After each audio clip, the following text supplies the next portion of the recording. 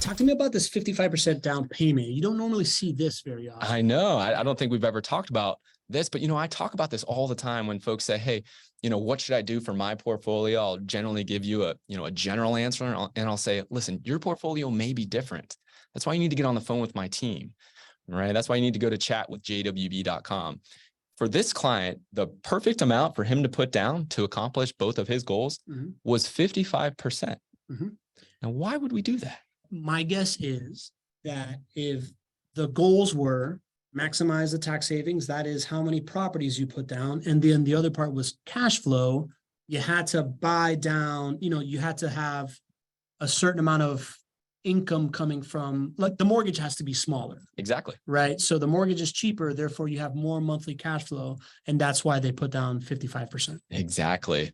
The reason that we went to 55% is because we engineer this stuff, and we tried it at 40%, but at 40% down, he could have bought maybe more properties or whatnot, but his cash flow wouldn't have been high enough. It wouldn't have reached that $1,500 threshold. So every time we put a portfolio together for you, we can analyze this and say, okay, well, what are your goals? Do you need to get to $1,500 a month? Well, let's see what percentage down you really need to put down in order to get there. And then we can look at that and say, well, when we put 55% down, what does that do for your overall growth? Are you comfortable with that? How important is it to get to $1,500 down? And sometimes we go back and forth with the client. And that's the beautiful part of building the ideal portfolio for somebody. I love that, man. I love those conversations, which is kind of, we talk a lot about, at least with me and my clients, and I just had this conversation with another client yesterday, this idea that when you are really trying to educate your market and your clientele, it's not just the results. Like, if you're just showing them results, that only shows so much, but it's the thinking and the process behind why you're coming to these results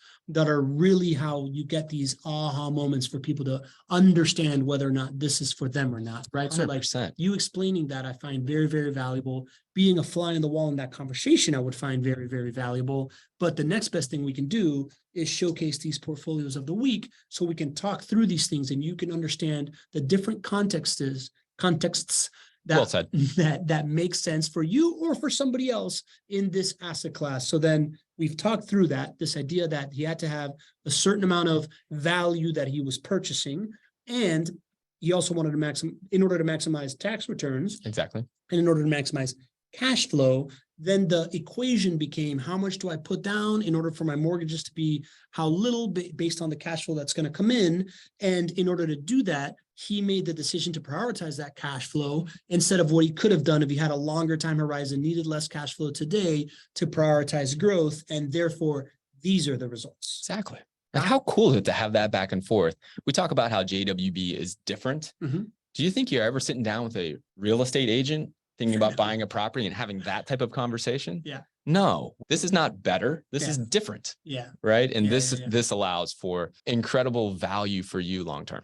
Yeah, this is different.